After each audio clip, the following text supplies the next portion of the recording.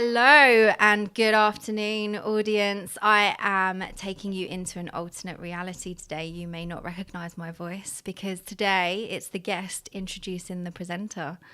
It gives me great pleasure, trust me, to turn the tables on the one and only wonderful mind behind mental health in music, Formosa. You're here because you're tuned into her show, so you already know who she is. It doesn't leave me much to say other than that I'm incredibly excited and honoured to have been asked to facilitate her story, to reflect back to her the safe space that she's created for so many others during her journey with mental health in music. Today, I get to interview, chat, discuss, laugh, and maybe even cry with Formosa. How are you feeling? Wow. It's really different sitting in this seat. I think I'm getting a taste of how my guests might feel sitting in the hot seat. And just want to say to all my guests that have sat here, I know what you're going through now. What is that? Like, what are you going through? It's apprehension, a bit of anxiety. I feel a bit pressured. Obviously, I'm going to have some questions that I need to answer. I want to make sure I answer them fully and openly.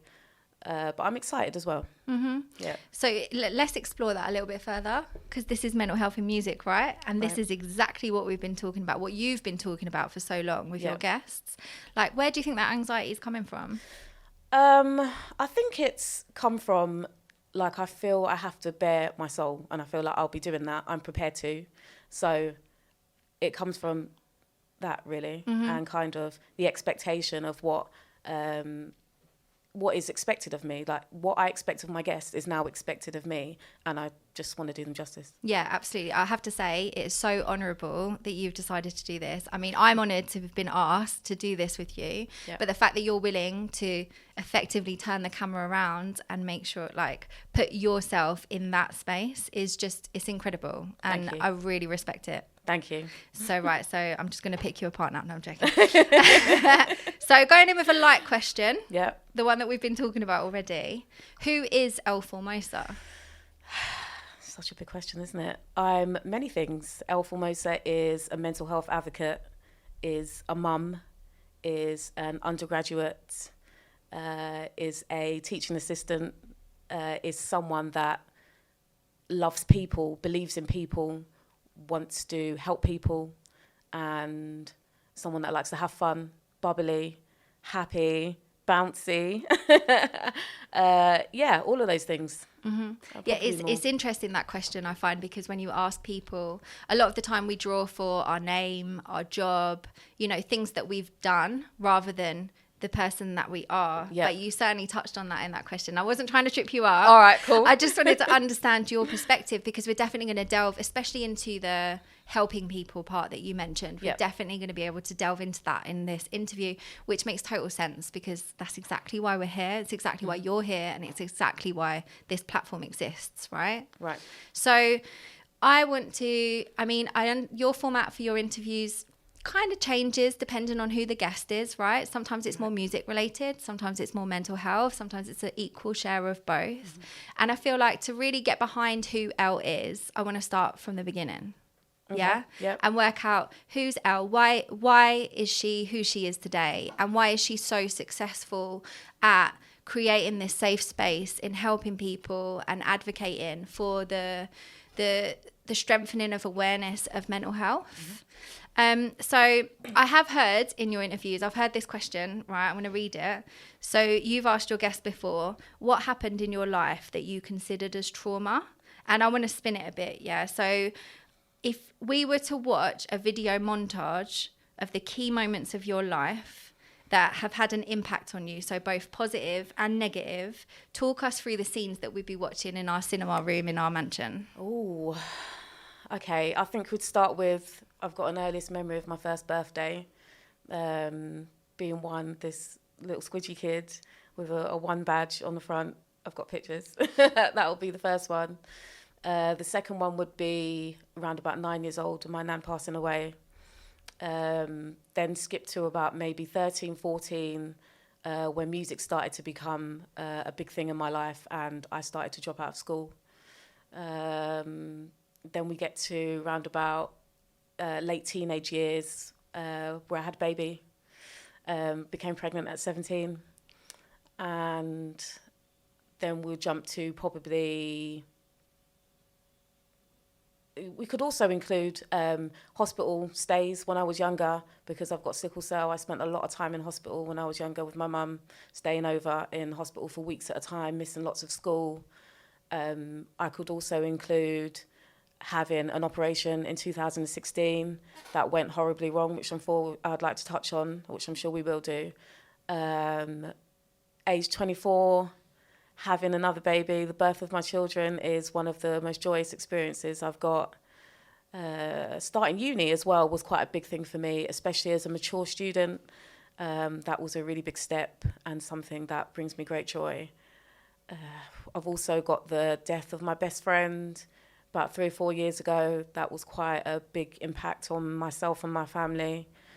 There seems like there's quite a lot of hardship in there rather than positive moments, but I think there are some glimmers of hope in between those stages. So it wasn't all doom and gloom, but it took me a while to kind of find myself. And through those events, I ended up finding out who I am through that hardship. So I guess I'm kind of grateful for it.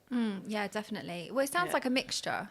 Yeah. But also imagine that was like the back of a book. That was like the synopsis of a book. You would be so intrigued to understand. And it's fascinating, isn't it, that we consider our life as perhaps quite, quite flat, quite plateau. But actually, when you pick out those moments that have had an impact, which we'll talk about in a minute, it's character building, certainly. And I'm sure we're going to get further into that. But out of some of those moments that you've mentioned, like the positive or the negative, how do you think they've had an impact on you and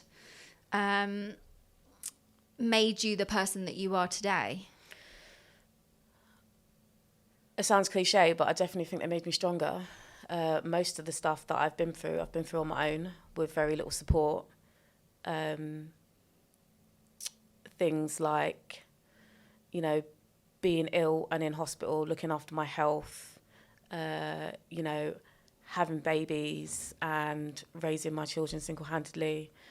I felt like throughout my life there has been very little support and very little, communication with others, to put it like that. And I think that has caused me to become a stronger person, but also given me some perspective on what I would want and what I don't want in my life. Mm-hmm. So I was able to connect with some people, and the people that I haven't connected have shown me what I don't want to be around. Certainly. Yeah. Do you want to talk a bit more about the people that you didn't connect with growing up? I didn't connect with my mum. Yeah. We didn't have that mother-daughter bond. I spent loads of time with my nan, who sadly passed away when I was 9, with my uncles and my aunties. For some reason, we just didn't have that connection. And as I got older, I think the bond just wasn't there. So there was nothing to kind of hold on to grasp. Mm-hmm. So I think that connection was missing. And, some people say that they have daddy issues or mummy issues from an absent parent. My parent was there, but she was absent. Mm. So it's a kind of flip. It's a little bit different. Yeah, absent isn't always necessarily the physical absence, is it? It could be the emotional absence, like that connection. Do you think your mum is self-aware? No. Mm. And I think self-awareness is a big thing. And not that you either have it or you don't, but it takes something special to be self-aware. It takes an event that kind of flips things for you, or someone to say something to you that registers with you, and that doesn't always happen. Mm-hmm. Self-awareness is something that I strive for in my life, and I have it. And I'm so grateful that I do have it, because I've seen what it's like for people who don't have it. Mm-hmm. Yeah, you definitely do. I'd say it's almost like a living thing as well, self-awareness, because it can go up and down. Yeah. Sometimes we are still ignorant to things that we've had in our lives, our habits, etc. for years, but we're very aware of other things. But it's definitely a skill to work at. Yeah. It's a skill. It's not, it's not something that you're gifted with or you're not. And it sounds like clearly that you've spent a lot of time developing that skill, because you mentioned before you followed the same path as your mum. However, in this part of the conversation, it's very clear that you haven't followed the same path as your mum. So how is it you feel I guess, do you know how I'm going to ask it? When was the point you became aware that you had to break away from the habits that you'd picked up from your mum? Was there like a defining moment, or was it a gradual realization? I think it was a gradual realization. I didn't just wake up one day and think, hey, I don't want to be like her. I just like, it was over time. So it was through dealing with negative situations where I realized that I had to do something about it, because some of my qualities were of my mum. And I thought to myself, I don't want to be like this. I think especially when, and no disrespect to anyone who doesn't have kids, but when you do have kids and, you know, they say that sometimes you can see your parents in yourself. So you're telling your children off and then you're like, hang on a minute, my mum used to say that to me. And then you say to yourself, right, I've got to change that. And that just came gradually until one day I decided to go to therapy, and I unpacked all of that there. Incredible. I think we'll move on to the recovery process a bit more. I just want to delve a little bit deeper into, because this is fascinating, because I find that our traumas, our challenges, our struggles that a lot of people have from younger life, they do add character, they do add depth, they do add resilience if we can learn from those situations. So as you were growing up, so it sounds like you didn't spend that much time, or at least time, connecting with your mum. Do you think there was any kind of rebellious streak in you because of that? Like, was there anything that you maybe were doing, maybe you shouldn't have been doing or something as a teenager? Yeah, 100%. I didn't go to school. I didn't go to school. I hung out with my friends. I was listening to grime music when I should have been at school. I was in bed when I should have been up and out. I was a rebellious teenager. I was basically saying, fuck you, I don't want to do that. I'm going to go and do what I want. And this is what I'm going to do. I'm going to turn Eminem up really loudly because it's got swear words in it, and I'm going to piss you off.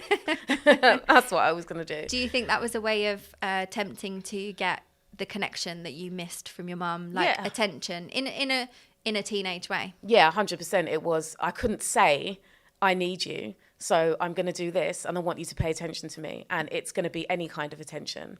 Sometimes children vie for negative attention as well as positive attention, because it's some kind of attention. So it was definitely, I want you to notice me. I want you to realize that I'm angry. I want you to realize that I'm sad and I need someone and I need a hug, and I'm going to do this and hope that you can receive my message, because I don't know how to say it. Yeah. So who was there for you? Well, my best friend, her name was Charmaine. She was there for me. She was godmother to my kids. She was there from, day dot, from school days all the way through to, her last days. I had another friend as well. I had a couple friends that were quite good. When I was like 15, 16, my mum met my stepdad, and he was there for me a little bit. He kind of took over the role of, the dad that I didn't have. My auntie as well is my second mum.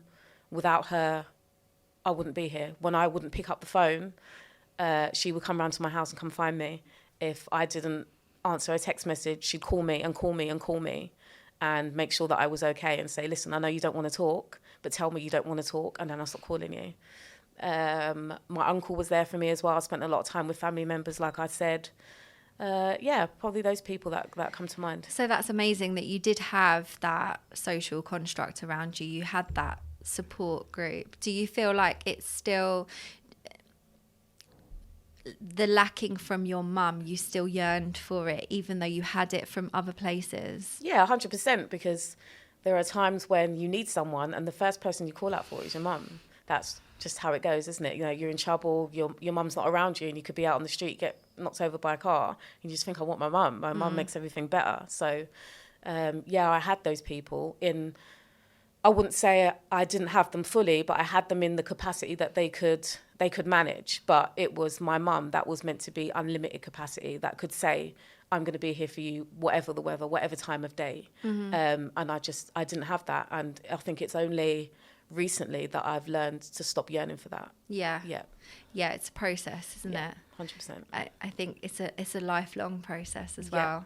And perhaps, do you feel like you have a better insight because you are a mum and because you understand what it's like to have children? Yeah, I think I do. I think that helps being a mum. You can put yourself in your parents' shoes and say, hang on, I know that they went through this because I'm going through it too. Or you can understand, it helps you to understand your children a bit better, and you can understand where your parents are coming from. And also I think therapy helped me a lot with that. And talking to my kids about things that my mum didn't talk to me about, listening to their opinions of me, their reactions towards me, analysing myself as a parent. Yeah. So we've spoken of, are there any other contributing factors to your character, your personality, that you would say was heavily rooted within your childhood? Because it sounds like the connection with your mum was certainly the main struggle, which I'm sure has developed into other struggles off of it. Was there any other main struggle within your childhood that you think had an impact on you now? Yeah, I definitely think my relationships with other people, so not just romantic relationships, but platonic relationships. I really struggled with relationships. I was a people pleaser, so I struggled to please myself. I would be all for the other person, and then when this person left or decided that they didn't want to be with me or talk to me anymore, it would devastate me. I would be left with nothing. Like I would be on the floor crying. I find it hard to connect with people, even though I was in relationships and had many friends. Something was missing. So it would always be about them. It wouldn't be about us as a relationship. I would give more than they would give. And I would continuously choose people that would give less to me and that I was giving my heart, soul, body, limbs, everything to, and not getting anything back. And it's not that, excuse me, it's not that I don't blame the other people. It's kind of just the people that I was choosing. I was unable to look at myself and say, why am I choosing this person? Why am I choosing this direction? Why am I like this? Why can't I pick myself up and say, hey, you know, that person's not for me. I'm just going to turn around and walk off. I was unable to do that. And why do you think you were doing that? I think some of the partners that I picked, talking of romantic partners, were like my mum. I think I picked people that couldn't give me something because I was used to that relationship with my parent. I picked people that were, I want to say, lacking like self-awareness, and I would want to save them. So I would pick those people hoping I could heal them, and that they would ultimately look at me and say, well, you know, she's healed me, so I'm going to be here with her forever. Yeah. Sounds like you wanted to be loved. Yeah. So I was picking the same relationships over and over again, hoping something would change. But really all I wanted was a hug and someone to say I love you and mean it. Not just I love you because you're here and you've, you know, helped me unpack my shit and you've made me dinner and, you know, we've had a baby together, or we've gone out together a few times and we're best buddies now. I wanted someone to mean it when they said they love me. Yeah. So I come across a theory by a neuroscientist, I think, maybe, called Bruce Lipton, who suggests that the formats of our relationships that we have in later life are already learnt by the time we're 7. Wow. And even before we can communicate with verbal language, we understand energy exchange between people.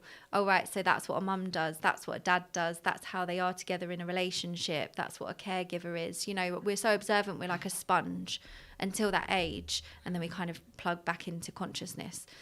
And it sounds like, I mean, if you don't mind me saying, that perhaps you've learnt the format of this is the relationship, someone I love is unavailable, and to get their attention I need to act up, whether that's negatively, positively, people pleasing, like you've mentioned, attention seeking, however that is, this is the dynamics of a relationship with someone that I love. Mm-hmm. Do you think maybe that could apply, and maybe you took that forward into other relationships? Yeah, 100%. It was like a puppet show. I'm the puppet, and I'm like, hey, here, look at me. I'll do anything you want. You can just manipulate me a little bit, and I'm going to stand up and dance, shake my head and stuff like that. And in return, all you have to do is say, I love you. Yeah. And sometimes people did say, I love you, but did they mean it? Probably not, and not in the way that I wanted them to love me. I was going to ask you that, when they did, because undoubtedly they did, when they did it satisfy that yearning for you? Yeah, I felt like, you know, I'd got what I wanted. It's okay because they said they love me. It doesn't matter that they're abusive, and it doesn't matter that they don't have time for me, and it doesn't matter that I'm always calling them. They said they love me, so I love them too, and that's it. So you continue accepting that behaviour, yeah, even though their actions are the opposite of what their words have shown you? Yeah, 100%. Yeah. So I want to move forward, I suppose, in the timeline and ask you, because obviously we're here, mental health in music, and that's what we're discussing today. So when did you, well, tell me, do you remember a time that you first realised that you were suffering with your mental health? Yeah, 100%. I think in 2016, I had a wisdom tooth operation, and I was due to have 4 wisdom teeth taken out. I wasn't meant to be put to sleep because I've got sickle cell, and general anaesthetic is not good for sickle cell sufferers. Right. So I was put to sleep. I had these 4 teeth out, and when I woke up, I couldn't see anything out of one of my eyes. And it turns out that I think I'd suffered a sickle cell crisis. So the oxygen in my eye was blocked to one of my arteries, and that caused the vision loss. So after that, I also started to suffer with my hearing. I wear a hearing aid now. And what was your question again? When did you first realise that you were having mental health struggles? Yeah, so after that, not being able to... The vision came back eventually. It's not 100%, but during that time when it was completely black, I started to struggle with anxiety. I couldn't leave the house. I was really paranoid. I became really depressed. And that was the first time that I understood what anxiety was. Because as naive as it seems, I'd never heard of anxiety before, or I'd heard of it, but it didn't mean anything to me. What year did you say this was? 2016. Okay, yeah. So, you know, you could hear something. Someone could say, you know, I've been chased by alligators or whatever, but it won't mean anything to you because you've not been chased by alligators. So I heard the word anxiety from other people, and I was like, you know, what is this feeling? I've never had this before. And then when it came up after that operation, with me not being able to leave the house and being kind of self-confidence down on the floor, anxiety came up, and I was like, wow, this is what people are talking about. And that's really where anxiety journey kind of kicked off for me. Right, so it's a traumatic event that happened for you. Yeah. Were there any instances or symptoms of mental health struggles prior to that operation, or was it really just that one moment? So I think there was some incidents prior, like I was in uni before then, and I'd had a really unpleasant experience with, I was working in a hospital with a patient where a patient tried to make a move on me, and that caused me to become anxious, but I didn't think anything of it because it was a kind of rational anxiety. Something had happened, so you think to yourself, okay, I'm allowed to be anxious. With the operation, it was, why am I anxious? Because what's happened? What am I anxious about? I was fine before. Does that make sense? Yeah, kind of. But if you've lost, you know, a lot of your hearing Yep. and your sight, especially, like you've woken up and that's just happened, that's a really anxiety-inducing situation, because it's not just about the actual physical of it. It's actually your space in the world has changed. Like your whole life would have had to be adapted to this one incident that could happened in seconds to you. Yeah. So you can, like, I'm sure anyone listening to this can understand, if that were to happen to them, anxiety makes total sense. I mean, it's a horrible feeling to go through, but absolutely makes total sense. I would suggest that that was rational too. I think to myself, because I was only meant to be off for a week. So it was meant to be during the half term that I was meant to have this operation. So instead of being off for a week, I was off for a month, and I'd basically just started this job. So in my mind, I was like, why do I feel like this? I was meant to have the operation, meant to go back to work. Swelling was meant to go down. like everything. It was meant to be such a straightforward thing. So in my mind, I justified that. I'd said to myself, the anxiety wasn't justified. Right. It was meant to be a simple operation, and I was meant to just go back to work. And kind of before that, I think I'd suffered with depression on and off throughout my life, especially probably around like the 17, 18 mark. And not just being diagnosed with depression, but I could feel it. Yeah. I just wasn't, I was half a person. I was just floating through life. I was drinking a lot. I was on my own quite a bit, and I just wasn't happy. But not happy as in I'm not happy I can change it. Not happy as in deep down inside I wasn't happy. Mm-hmm. Yeah. When did you say that was? Around 17, 18? 17, 18, yeah. Do you know what brought that on? I think it was the birth of my son and the situation I was in with his dad. I think that brought it on. And I'd recently moved out of home. I moved out of my house, the family home, when I was 17. So I found that quite traumatic. And I was on my own a lot. Like I said, I lived quite away from my family. So they didn't really visit me that much. My mum didn't visit me that much. So I think that situation, being on my own with a baby and just being dumped into this world, like you go from child to adult literally straight away. There's no transformation. Yeah. You just are 1 minute and that's it, and you're left and you deal with it. Well, that's huge. That is huge. Hear yourself say that in a couple sentences, but not even a whole book could encapsulate that feeling of, you know, there's all sorts in there. There's the childhood abandonment, there's the neglect, but then there's also the fact that you have to be independent. There's no question now. You know, you have another life that you are looking after. You are their primary carer. You have to be independent. You have to be strong and resilient, and all of these other things that are expected from you. That is a huge burden on such a young person. I'd even say child at 17. That's a really young person. No offense to you, but lacking world experience, right? We all are at that age. So for you to then handle all of that, that's a big deal. Really big deal. Are you at peace with it now? Yeah, 18 years later, I'm at peace with it. It took a while. But at the time I was doing it, I kind of put everything into doing it and forgot about myself. So it was, okay, I'm a mum now. So this is what I've got to do for my child. But I wasn't taking care of myself at the same time. So he was my main priority. It was all about him. And like I said, it's taken me 18 years to look back and say, hang on a minute, I did that. Did it quite well. I didn't do too badly. It was difficult. And I look at 17-year-olds now and I think, no way You're a could you do that. You're a baby. How could you do that? And I think about myself and then I think, what? You did that at 17? Props to you, girl. Yeah, that is a proud moment. That definitely should be something that you're proud of.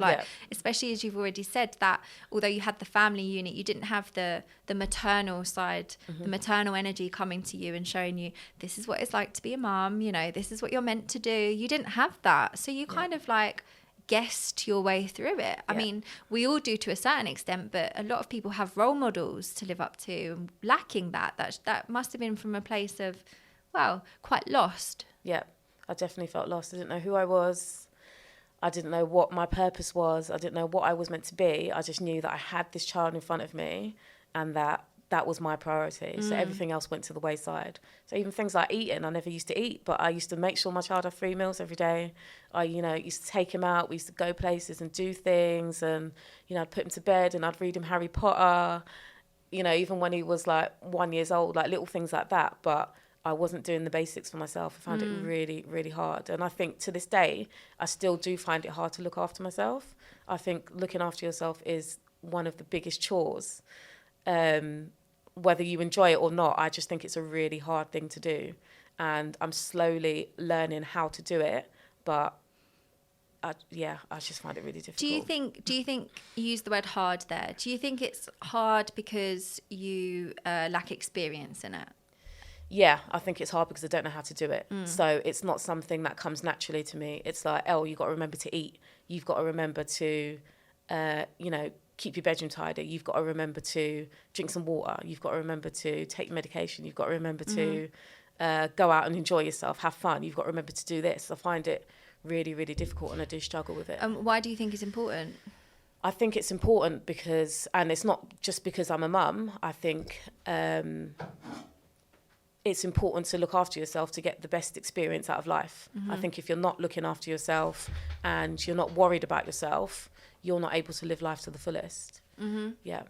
And when you say live life to the fullest, what does that mean? To me, living life to the fullest is making sure you're looking after yourself. Funnily enough. Go around in circles. Doing things that feed your soul, doing things that are good for you, doing things that you enjoy. I think doing things that you enjoy are as important as doing things that you have to do. So yeah, you have to do the washing up, but you've got to dance to bloody Britney Spears Rumble. in your front room, or Rumble. Yeah. So you did that. You've got to be able to dance in your front room to, your music. Yeah. That's just as important as making yourself dinner and drinking loads of water, which I don't do, but I'm working on. So I want to move back slightly because we've noticed a theme in just the conversation that we've been having, and that is putting other people before yourself. Mm-hmm. Yeah, so we heard that about your mum, we heard that about the relationships you had when you were younger, and we've heard that, understandably, when it comes to your children as well. Do you see that as an issue for you, and is it something that you are working on or you have worked on? I do see it as an issue for myself. Mm-hmm. I think that I spend too much time on others. That sounds really bad. No. But I do feel like I spend too much time making sure others are okay, making sure they're heard, making sure they're seen, making sure they're loved. And all of that, or some of that emotion and feeling should be put into myself. I think I'd be a lot happier if I focused more on myself and learned how to share the love. So not just fuck everyone off and worry about myself, but share it equally. So know how to look after myself and know how to give that love to other people as well. There's a balance that's got to be had, and I haven't learned that balance yet. So what currently then do you gain from giving so much to other people that you wouldn't get if you started giving a bit more to yourself? Does that make sense? Explain again for me. So what is it? So psychologically, I suppose, or emotionally, feelings. What is it that you're gaining from effectively people pleasing? That if you stopped doing it, you would then miss out on. I think I just don't want people to feel how I felt. I don't want them to experience what I've experienced. I don't want people to feel anxious. I don't want them to feel depressed. I don't want them to feel that they have no one. So in order to counteract that, I give myself to them. And I think without doing that, I may not feel like myself because I've done it for so long. I don't know how to be any different. And to be something different would feel guilty to me. I'd feel like, oh my God, I haven't checked in on so-and-so today. What if they're not okay? What if they need me? And that thought comes before, Elle, have you eaten today? So it's part of me. It's what I've always done. So to not do it would be a bit alien to me. Yeah, sure. I mean, there are habits that we've had for lifelong that we agree that they're a part of us. They're a part of us. It belongs to me. And if we were to give a part of me away, who would I be? What would I be left with? So you almost hold on to things that you know are not any good for you because you've convinced yourself that they are you. Yeah. And you don't want to give away a bit of you. Yeah, so I'm thinking, if I stop doing that for someone, I've got to then look at myself and say, okay, who are you now? And that's quite scary. I want to ask you this way, though. So the hardships that you've been through, the times when you have felt that there was no one there for you, what have they taught you? I think they've taught me that I can do it on my own. That maybe sometimes... This is a hard one because I think maybe sometimes I should do it on my own. And I say should... even though I don't like to use that word. I say should because they've proved to me that I've had to. So does that make sense? I'm able to do it. So yeah, you can do it on your own. And it's a sad way that they've taught you that, but it's put you in a position where you've had to do it. So it gets done because, if you want something done, do it yourself. Yeah. Yeah. Well, there's, I read someone's tweet. I'm sure it was from a psychologist of some sort, but he said, you can either be alone or lonely. And they're two very, very different ways of looking at it. Yeah. Because one has self-preservation and strength in it. Yeah. And the other one is from a victim mentality. So one can be actually really empowering, and the other one can really pull your personality apart if you let it. Mm-hmm. Do you think that you've been alone, or do you think that you've been lonely? That's a good question. I think that I've been lonely. Mm-hmm. I think I've had people around me, but I don't know how to relate to them. I've always felt like an outsider. I've always felt like that there's been people there, but I can't reach them. I don't know what to say to make them understand me. I've always felt misunderstood. I've always felt like I don't fit in. And I felt like I was different. Mm. And I feel like I felt like the world didn't get me. I don't know how to be myself around people in order for them to get me, because to be myself around someone is quite vulnerable. I would suggest, again, counteract me if you think I'm wrong here. I would suggest that you're not showing them who you are because you're always showing them who you think they want you to be. 100%. 100%. And I've worked that out with my therapist, and she said exactly the same thing. Yeah. I don't know how to be me around people, and I haven't let them in, so I haven't given them the chance. I've automatically said they're not good enough for me, or they're not going to understand me, so I just be what I think I should be, rather than be the person that I am and let them accept me. And maybe more time they will accept me, but because I haven't given that opportunity, in my head it's like they're not going to get it, so why bother? So let me ask you this question again then, the one that you dreaded, the first question I asked you today. Who is Elle? Like, if you're saying people don't understand you, who are you? The funny thing is, I think I'm quite easy to be understood. Does that make sense? I feel like I'm quite open to a certain extent. I'm honest. And if you ask me a question, I'm going to give you a direct answer. Probably not answering this question very directly. So around the house, yeah. So why can't I show that to other people? It doesn't make sense, does it? It's like, I'd suggest there are different elements of personality and character, and they're all different skills. Mm-hmm. And if there's a skill that we haven't, we all have them when we're tiny, but then we choose the ones that we spend the most time on, right? Which is why some people are further developed in, I don't know, confidence or organisation or communication or whatever than other people, right? So if you haven't had the development time of that skill, of being vulnerable, of being who you are, of working out who you are and showing up, I'd suggest that it's just a skill that perhaps needs a bit more practice, maybe, and experience in spaces like this. And look at exactly what you're doing here. This is exactly what we're doing, showing you for who you are. And it's incredible. And imagine, how I told you I felt at the beginning before doing this. I felt anxious, and I understood why I felt anxious. I felt anxious because I knew I was going to be showing who I am. And sitting in your chair where I usually sit, not many people know who I am. Mm-hmm. So swapping it round and having the tables turned on you, it's like, actually, I'm being vulnerable today. Yeah. People are going to look at me and say, that's Elle. I understand her now. I know who she is. I know where she comes from. I know why she does this. And that's a scary thought to me. Yeah, obviously. And also we live in the social media age, right? So even if we feel like we're being genuine, there's still an element of, change that word there, change the angle of the photo. There's still an element of manufacturing and manipulation of our character to show your best life or whatever. Even if we feel like we're bearing our soul, we're still doing it in a fake world, effectively. So it's never going to be fully genuine. So I'm very excited to hear people's views on our conversation today. I am. I think it'll be really interesting. I want to know what they think of my experiences. Has it changed their perception of me? Do they think now they know me a little bit better? Do they understand where I'm coming from? What kind of person do they think I am? Do they like who I am? That's it. Yeah.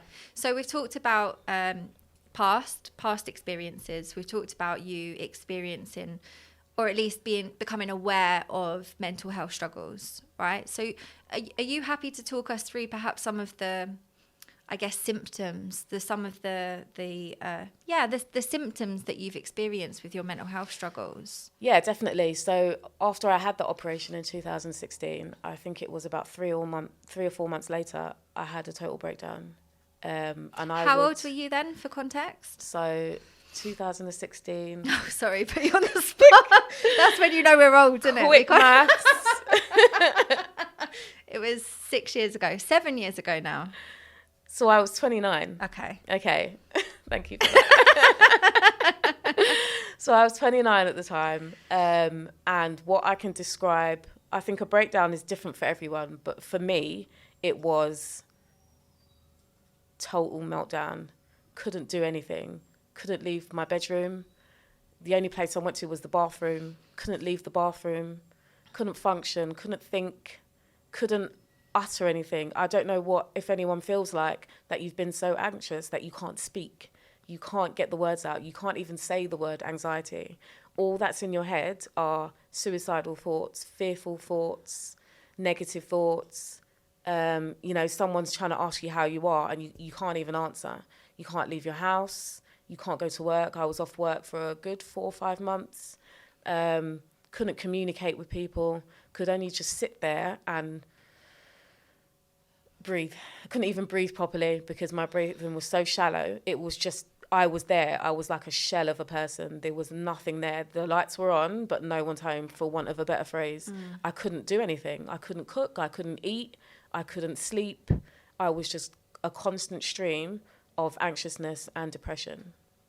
So, and you still had children to look after. And I still had children to look after. Superwoman. It was horrible. I cannot describe how horrible it was. It was really, really bad. Yeah. Did you have support around you at that time? I did. So I had a boyfriend at the time that would, come round and make sure that I was okay, would take me out on walks, like to try and get me out of the house when my kids were at school. Sometimes he would pick my kids up from school for me. And I remember just like walking around my area, just crying. Like he would be like, "What's wrong?" And I'd be like, "I just feel anxious. I don't want to be here." I would walk down the street, people would look at me and tears would be streaming down my face. And I just couldn't control it. I couldn't be anything else apart from what I was. And I was just a mess. So although you've mentioned like not being able to talk, not being able to operate, like what is anxious to you? It sounds like you were at the pinnacle of what anxiety actually can offer, right? Yeah. What is that like? What is that physical, mental feeling? So it's physically having chest palpitations. It's your stomach going. It's your head, thoughts going around in your head so fast that you can't even grasp them. You're just so tied up in your thoughts. You think something bad is going to happen. There's just this fear of, if I don't move or if I can't move, something bad is going to happen. It could be something simple as, you're going to step out your room, you think you're going to die. If you step out your house, you think you're not going to be able to breathe. You can't breathe properly. Your breathing's really shallow. It's just your worst nightmare. I don't know, if you've got a phobia, thinking of that phobia coming down and raining down on you. I had a phobia of spiders. So it would be, your worst fears all coming together. Like, your spiders, your heights, death, your parents dying, your children dying, you dying. You think everything is going to happen in that moment. And it's so scary. That is petrifying. You can't, and the funny thing is that it's in your head, but you can't get away from it. And obviously you can't run away from yourself. So there's nowhere to go. So you just lay there. There's nothing else you can do but lay there. So you say you were off work for 4 to 5 months at this time. Was this consistent? Was this constant? Or was it coming in waves? Like, how was that? Constant. It was constant. It was probably constant for about 4.5 of those months. And it was every single day. I was exhausted. I wasn't sleeping. I wasn't eating. Yeah, it just wouldn't stop. It was never ending. It was awful. Wow. So I have to take a second there, babe, because that's really heavy. Like the fact that you're even sitting here is a credit to yourself after such I don't even know how to put it into words, what kind of experience that is, but to also have the outside life responsibilities of like having your own home and having children and various other things, managing a house. Like that was such a heavy, heavy burden on you. So like, where was what was the light at the end of the tunnel? What happened to help you ease out of that? I think I spoke to my GP, and my aim was only to get back to work. I hadn't been in the job very long, and my aim was just, I've got to get through this because I've got to get back to work. I've got to be able to pay my bills. So I went to my GP. The GP provided me with medication. GPs are not very... I'm trying to think of the words here. You know what I'm talking about. That's why you're laughing. They're not very forthcoming with ideas. It's kind of, we can send you for this therapy, but there's a waiting list. So in the meantime, take this. And I was so desperate, I couldn't function. I said, all right, I'll take these. That was in 2016. It's now 2023. And you're still taking them. And I'm still taking them. GPs are very limited in what they can do. And I guess they do their best, but sometimes you just want a bit more from them. But when you're in a situation where you're so desperate that you can't leave the house or you can't speak, you do whatever you have to do to get to a level where you can start to function again. And my ultimate aim, like I said, was to get back to work. So we had a trial of medications. I found one that worked for me, and I eventually managed to go back to work. But the funny thing was, a year later, the same thing happened, and I was back in the same position. Whilst being on the medication? Whilst being on the medication. So what happened? So I left the job that I was at after 2 years. I felt like it wasn't good for my mental health. I wanted a different environment to see if I could thrive somewhere else. And I started that job. And I'd probably just finished therapy maybe 6 months before, but then I started to feel anxious again. The anxiety came back, and I don't think I dealt with it the first time. I didn't have therapy the first time. I had CBT, so it wasn't getting to the root cause of the anxiety. So I started this new job, started all fine, and then the anxiety started to come back. I started to feel it in waves come back, and then I was off again for another 6 months from that job with the same symptoms as before. As heavy? As heavy. So so there wasn't necessarily a trigger, it was more like a residual effect, and then perhaps the change of the job? Yeah, so in actual fact, maybe the change of the job wasn't the best thing to do, but because I'd experienced anxiety somewhere else, I was running from my fear, because you feel like if you're anxious in one place, if you go back there, it's going to return. So you say, hi, I don't want to be there anymore. I'm not going to go back there. I'm going to go somewhere else, and it's not going to follow me, but it followed me. Yeah, of course. It's I think it's quite a common thing to do, though, isn't it? Yeah. I mean, in some instances there are environments that can be the trigger, but at the same time, if you are being triggered, then it's already inside you to be pressed, the buttons being pressed. Yeah. But so then what happened that time? So that time I was, like I said, I was off for 6 months, and I remember speaking to, I used to work for a mental health magazine called Mental Movement, and I remember speaking to Emma, who works there, and I said to her, listen, I've gone through this for a second time now. I can't leave my house. I don't know what to do. And she said, I'm going to refer you to a therapist. Oh, brilliant. And I said, like, how are you going to do that? She goes, I know some private therapy that you will be able to afford that can help you. All I have to do is fill out a referral form for you. So she did that. And I started therapy in that year. I think it's 2017, 2018. And that was the beginning of something a little bit different, a little bit deeper. I then saw a psychiatrist who put me on a different medication, another medication. So I took that. And then I started therapy, and it wasn't instant. Like, therapy, for anyone who thinks it's a quick fix, when you're so desperate in a situation that you'll try anything, you'll go to therapy thinking, this is not going to work. Therapist said to me that most people who try therapy are a lost cause. They basically feel that they're a lost cause. They've got no other options, and that's their last option, talking to a stranger about their feelings and thinking, oh, it's going to help me, because they don't actually think that. So I went to therapy.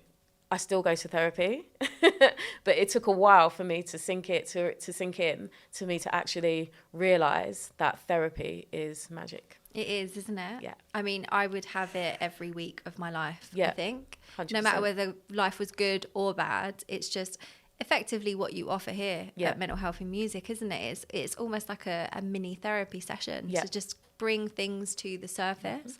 I kind of wanted to touch on that because something I know about you that we didn't speak about earlier,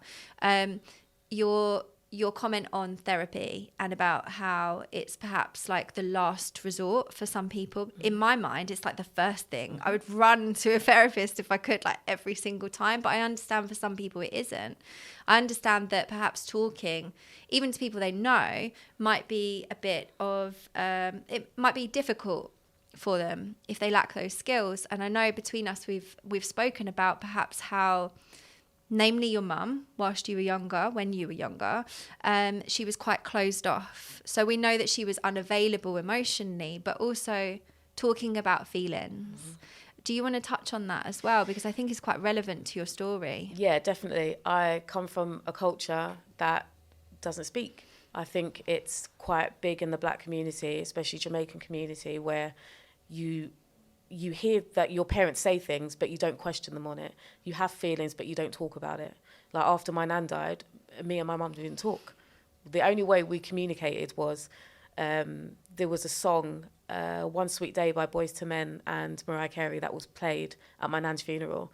And every Sunday, my mum would play that song and she'd be upset and I'd be upset and we'd cry. And that was the only kind of communication we had about that. You didn't speak at all? We didn't speak. And this was her mum? This was her mum. We didn't have a conversation about, you know, little Elle's feeling this way or she misses her nan, or we just didn't talk about it. We weren't people that spoke, weren't people that said feelings. Like we'd recognise anger in each other and upset in each other, but there'd be no conversation that followed it.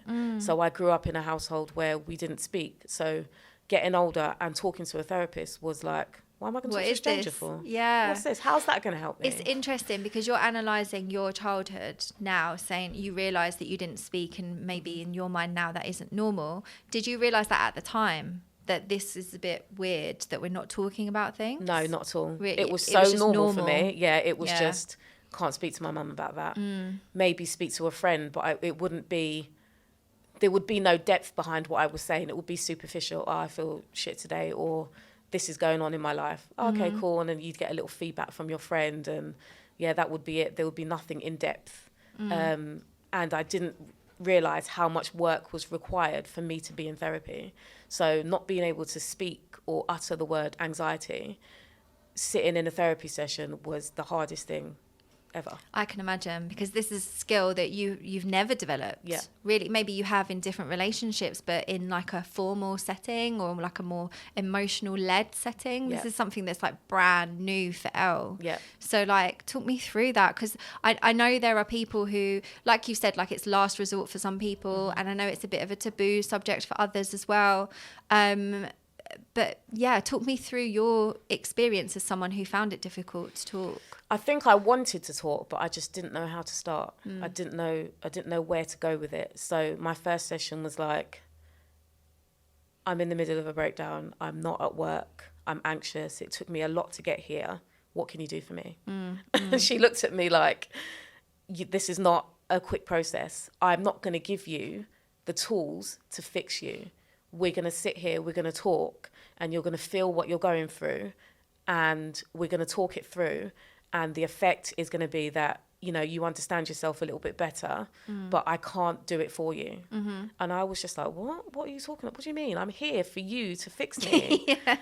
How long is this going to take? Are you not a doctor? Yeah, but what's going on? So she was like, you know, minimum, and I remember her saying her words were, we're going to start at a year's time scale. I was like, I don't have a year. I've got to go back to work next week. What are we going to do? And I was just so, disheartened with it. But there was no other option apart from to keep taking this medication. I thought, I can't just keep doing that. I've got to find where this has come from. This has happened twice now. So it was a case of, I'm going to give my all to it and see where it goes. And sure enough, after that first year, I did feel different. I did feel like it was lifting a little. I did feel like the clouds were moving and the anxiety was getting lesser and lesser. And I realised it's something that I had to keep doing until, I don't know, it dissipates. I had to change my view on recovery, because when I first sat down in that chair, view on recovery was I never want to feel anxious again. How do you take this away? It's got to be 0 before I find that I'm cured. And then slowly but surely I realised that anxiety is a normal human response and that without it, we could be in danger. So to have a normal level of anxiety is different to having anxiety that affects your life. And that having a normal level of anxiety is recovery. And it's not just you're never going to feel anxious again. It's you're going to be anxious, but it's not going to take over your life. Yeah, for sure. It's like anxiety is extra exercised in your mind. Yeah. So it's stronger than a lot of the other feelings and it's more about the rationality of the anxiety. Like you mentioned earlier, anxiety is necessary in certain situations for the fight or flight mode. You know, if you need to run away from something, you need that anxiety, you need that pumping through your blood. But when you're thinking about an email that you haven't gone back to, or you're thinking about a conversation that you're about to have, that's an irrational level of anxiety that it just doesn't match the cause, right?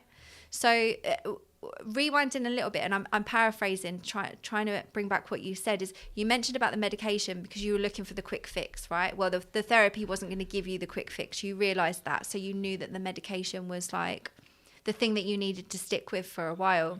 The way that you were talking about it sounds like your words were you wanted to get underneath it. It's happened twice, I want to get underneath it, which to me would suggest that your belief and understanding of what the medication was doing was kind of papering over and temporarily maybe helping you feel a bit better so that you could really do the deep work and get underneath what the issue is. Is that right? Yeah, 100%. I think that with any mental health issue, medication can help you. It was explained to me that medication would help me get to a place where I could access therapy.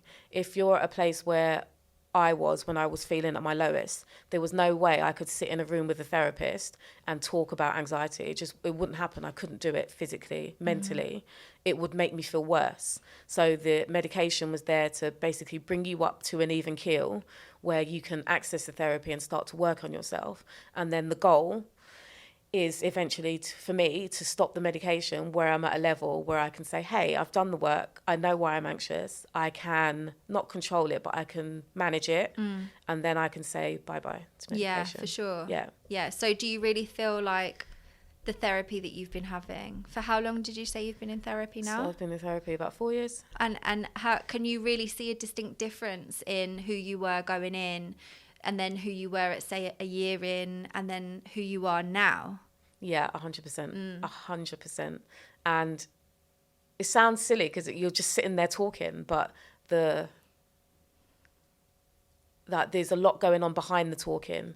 You're feeling what you're going through. You're talking it out.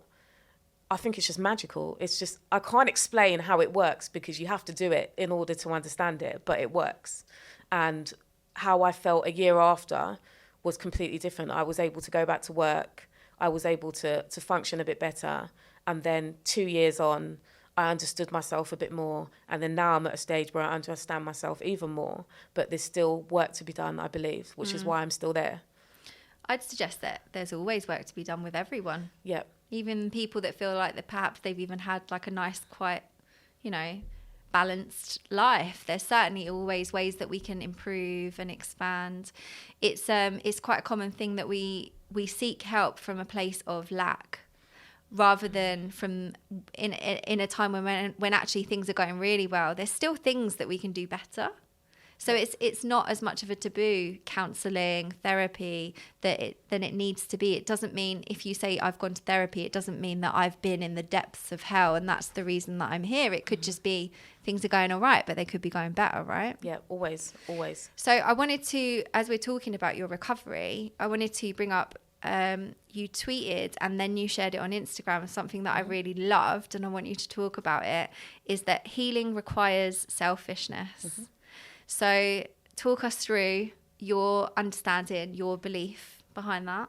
I think you cannot be a people pleaser. You cannot put everything into someone else and expect to heal. I think that it requires a level of selfishness where you're going to look inside yourself and say, hey, I'm going to dedicate this time or, this goal or whatever it is to energy to myself in order to come out on top. I don't think you can heal by sharing yourself with the world. I think there comes a point where you have to kind of cut yourself off a little bit and focus on yourself and turn inward. So it's not I think sometimes people might think selfishness is forget everyone, I'm not going to do that for that person or do this, but it's not that. It's actually knowing where your attention should be in order to better yourself. Yeah, definitely. It's that I'm so rubbish at reciting quotes, but you can't help anyone unless you help yourself first. Because if you're in a place where you're not eating properly, you're not healthy, you're not looking after yourself physically, mentally, you know, you're not filling yourself up with things that give you joy or happiness, how are you going to be expected to give so much to other people when you're not even full yourself? You've got to put your own gas mask on first before you put everyone else's on. That's it, exactly. I always feel a bit weird about that, but it's true, isn't it? We're such people pleasers, aren't we? Right. Okay, so we've spoken about therapy and medication. Are there any other practices that you have discovered and implemented successfully, or maybe even unsuccessfully, that you've tried over the years that have had some kind of effect? God, the amount of things that I've tried. I've tried yoga. Doesn't work for me. No. Don't feel it. Can't do it. No. I've tried challenging my thoughts. So you get a piece of paper and you write down your thought. You write down how you feel about that thought. Then you try and think of a balanced view of that thought. And then you rate your anxiety afterwards. That's a CBT thing. I've done that one. Yeah. Yeah. I've tried that. How was that for me, you? actually. Yeah, same. It takes time, but once you can do it without writing it down. So mine was more of a self-deprecation, like you tell yourself how bad you are, and then you've got like the angel figure that's telling yourself how good you are, and then you rate the conversation between the two. Okay. So that's how you find the balance. Yeah. And I found that really worked too. It's something that once you start doing it a few times, you can do it in your head. So instead of getting caught up in your anxiety, you can actually say, hang on a minute, why am I anxious? What happened before I was anxious? What's the level of anxiety that I feel? What can I do to change it, if anything? And then how do I feel now? Yeah. Would you say it kind of separates you from those thoughts as well? So you feel the anxiety, but you're kind of outside from it. So it's separate from you. So when you're analysing it, you're not in it. But you have to be at that stage that you're able to do that, because if you're so caught up with your anxiety, there's no way that you can analyse your thoughts. It's very, very tricky. You can't disconnect from it, can you? Yeah. I've tried meditation. Breathing. People say like breathing's box a good breathing. one. You should do that every day. You don't do it right though, do you?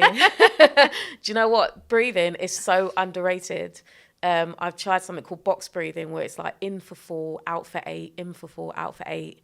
And that can kind of calm your mind. So when you're focused on your breathing, you can't think, I want to die in this moment. Yeah. For want of a better phrase. It's like you can focus on something that you can control, that's with you, and that no one has to know that you're doing. Yep, done that. Journaling. I've tried journaling as well. So writing down how I'm feeling. So rather than thinking about the conversation I had 2 weeks ago where I made an twat of myself, you write it down in your diary and you're like, okay, this is how the conversation went. This is how I felt. And then you read it back and you're like, it was fine. Yeah. There was nothing wrong. It's so true, isn't it? I felt like that at the time. It's absolutely fine. Why worrying about it? It's 2 weeks ago. So it's like one of those when you walk away and then what you last said was just repeating in your head. It's like, that sounded so dumb. Why did I say it like that? And then you go to bed for the next 2 nights thinking about that thing in your head. And you're like, then you realise a week later that it doesn't actually matter because no one died. It's fine. That's a phrase with my therapist. She's like, because I always thought something bad was going to happen. And she's like, nobody died. So I'm like, so that's my phrase. I'm she just sounds like a bad man. she is. Good. So that's my phrase when I've done something. She goes, you've done this. How was it? I went outside today and, the paranoia was really bad, but I walked down the street and I went to the shop. She's like, how do you feel? And I'm like, nobody died. And then we're like, cool, sick, you can do it. Yeah, that's sick. It's nice because it's also good to add a bit of, I know that's quite dark, but humour to it as well, because a lot of the time, like we said, the anxiety is quite irrational. So for you to then make fun of it in a non-offensive way, in Yeah. an inoffensive way, right, actually brings you out of it sometimes when you're in the right space. And I don't think people realise how much anxiety relates to other things like depression, paranoia.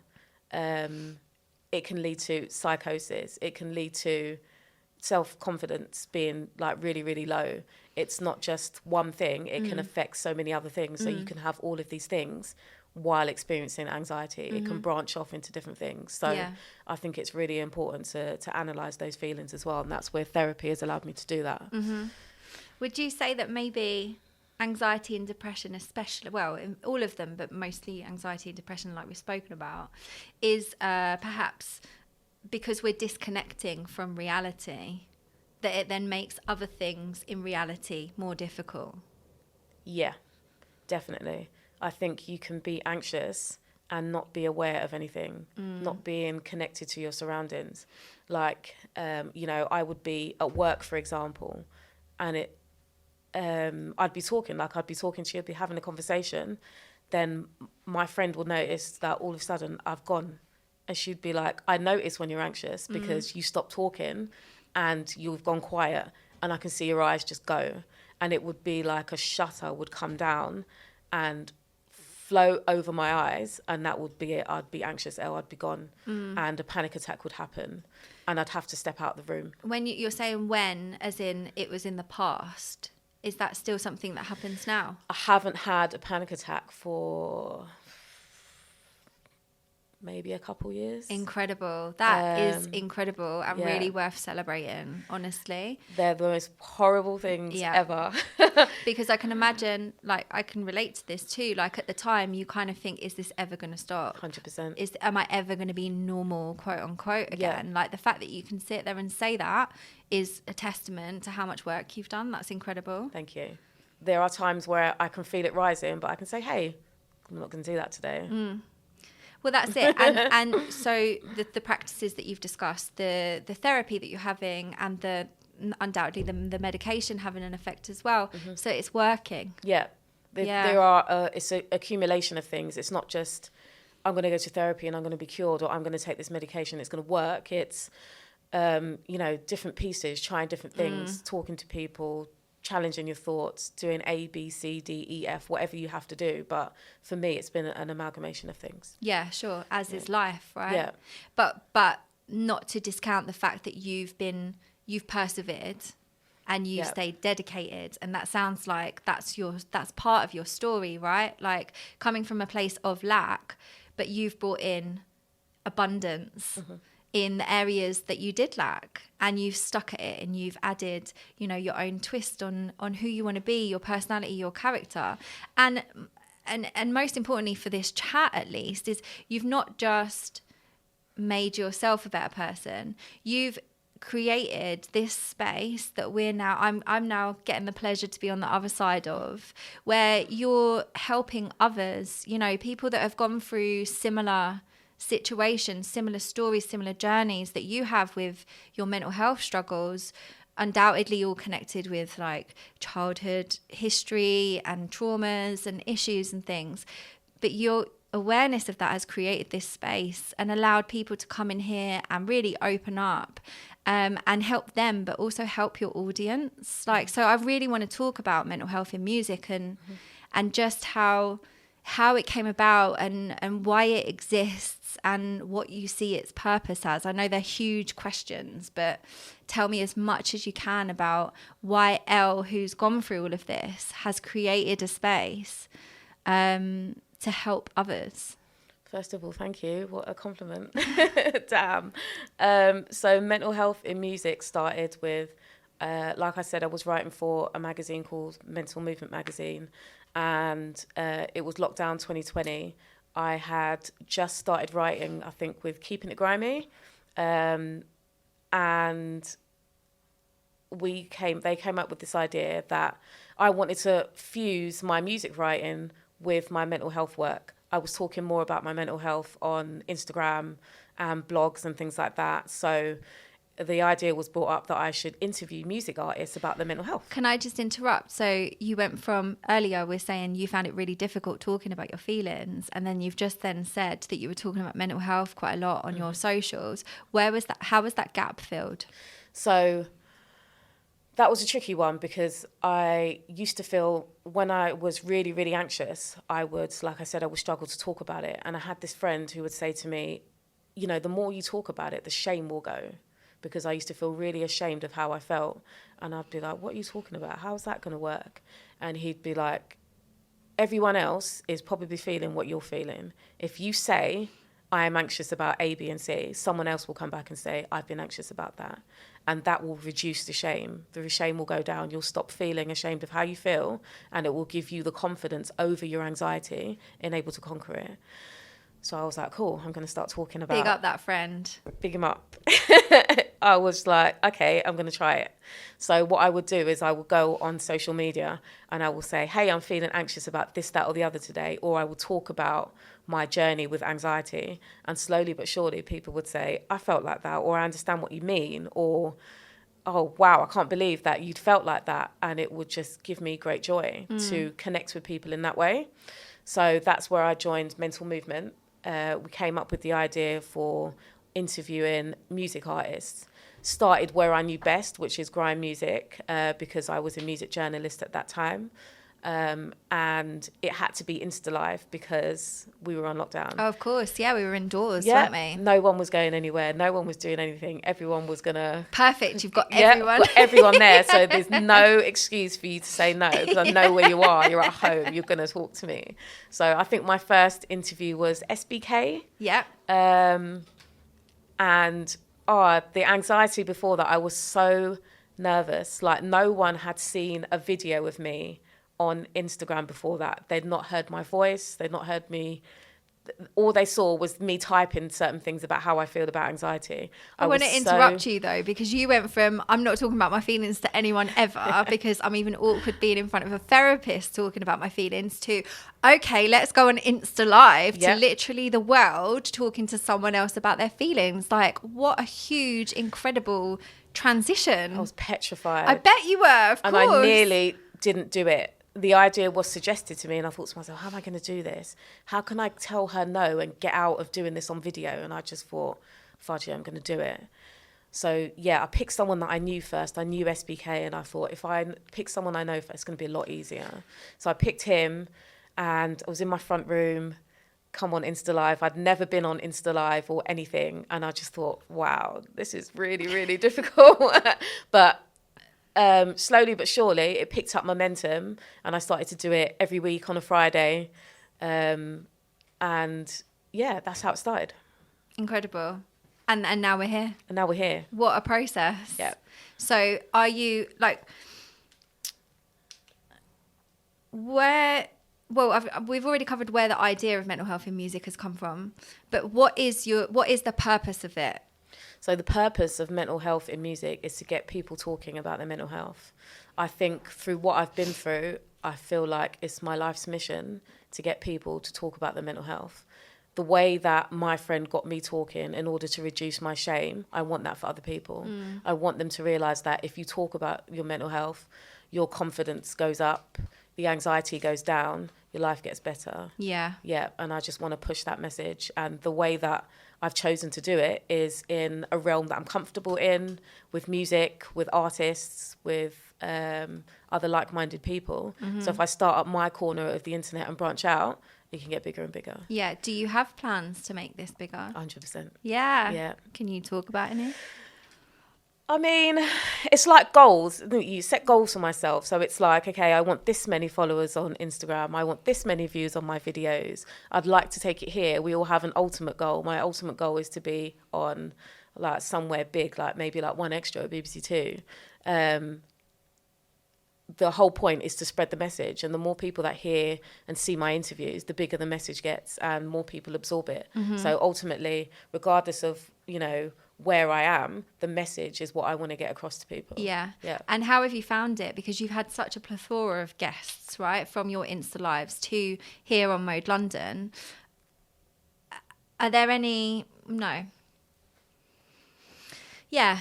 Are there any kind of key moments where either you've been sat here on this side of the desk interviewing, or you might be at home and you've seen a comment on Instagram or YouTube or something? Like, are there any key moments that you thought, wow, actually, do you know what? This is working. Like, this is having an impact on people. Have you had things like that? Yeah, definitely. I've been out at events and people have come up to me that I don't know and have said, I've watched your show. Your show is sick.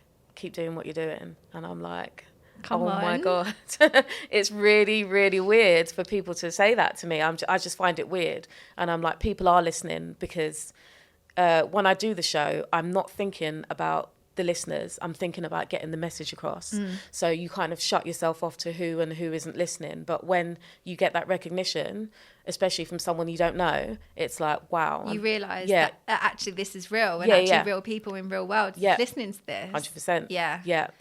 For something that started off so small in my front room to now be on a radio station where people are locked in many different ways, whether that be, you know, live or the mixed cloud or watching back the video, and to hear people's comments about it and, you know, see what they've written on the internet or hear feedback is just heartwarming, man. Definitely. Yeah.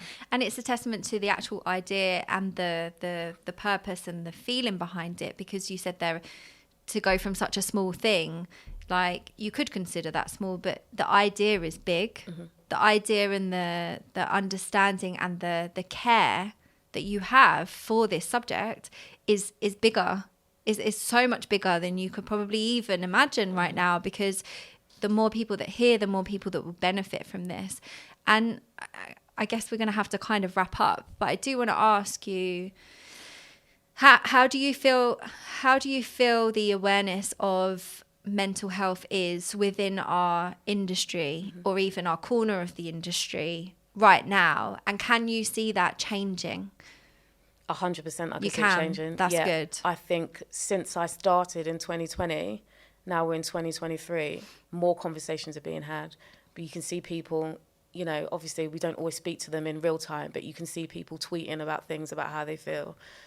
You can see people putting up Instagram posts and re-quoting like tweets and things like that. And I think the conversation has opened up and people are realising that it's okay to feel how they feel. And not only that, but it's okay to showcase that as well. So we're not just on a highlight reel all the time. There are like glimmers of real life where people are not feeling great and they've decided to say something about it. And I think it's amazing. I just want people to keep talking and keep expressing themselves and keep connecting, and So can I ask then, do you think there are times when people shouldn't express themselves? No. You think always people should always be genuine? I think now we're in a day and age where people are connecting more to the artist as a person instead of just their music. Some people find it easy to say something in a tune, but then you'll have that conversation with them and they don't want to talk about it. Yeah. So when I get artists that sit down in front of me and start to talk about what they mean behind certain lyrics and certain tunes, I feel really, really honoured, because without that, we may not know what you meant in that song or why you said that, but you're showing that there's something behind it. And then we start to connect with that person and maybe enjoy them a bit more as a person. So we start to connect with their music more. So we start to buy their music. I think there are instances where, you know, you have to be careful what you say if you're going to be honest with someone. If you see someone wearing a pair of shorts and you don't like it, don't be, oh, your shorts are butters. Like, maybe those shorts aren't for me, but be kind, you know? But ultimately, I think, we've got to talk all the time. Yeah, for sure. And you have been an absolutely glowing example of that today, Elle. Thank you.